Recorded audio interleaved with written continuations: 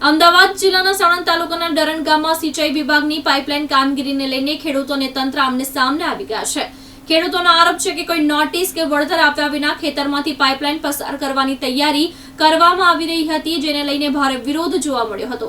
સાણંદ તાલુકાના ડરણ ગામે સિંચાઈ વિભાગ દ્વારા ચાંગોદર, ચાચરવાડી, વાસના અને ગેલોવ વિસ્તારમાં ભરાતા વરસાદી પાણીના નિકાલ માટે પાઇપલાઇન નાખવાની યોજના હાથ ધરવામાં આવી છે।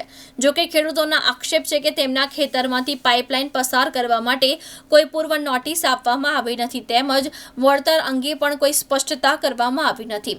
આ મુદ્દે ખેડૂતો દ્વારા ઉગ્ર વિરોધ નોંધાવવામાં આવતા ચાંગોદર અને સાણંદ પોલીસ સ્ટેશનનો મોટો પોલીસ કાફલો સ્થળ પર તહેનાત કરવામાં આવ્યો હતો।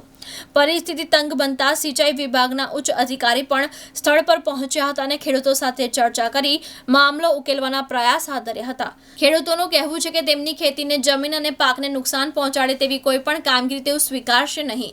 ખેતર તેમના માટે જીવન નિર્વાહનું મુખ્ય સાધન હોવાથી યોગ્ય વળતર અને લેખિત ખાતરી વગર કામગીરી શરૂ ન કરવી જોઈએ। વિરોધને પગલે તંત્રએ હાલ માટે કામગીરી સ્થગિત રાખી હોવાનું જાણવા મળી રહ્યું છે। હવે આગામી દિવસોમાં ખેડૂતો અને તંત્ર વચ્ચેની ચર્ચા બાદ શું નિર્ણય લેવાય છે તેના પર સૌની નજર રહેશે। અફઝલ ખાન પઠાણ સાથે બેહલોલ મલિક, દિવ્યાંગ ન્યૂઝ, સાણંદ, અમદાવાદ।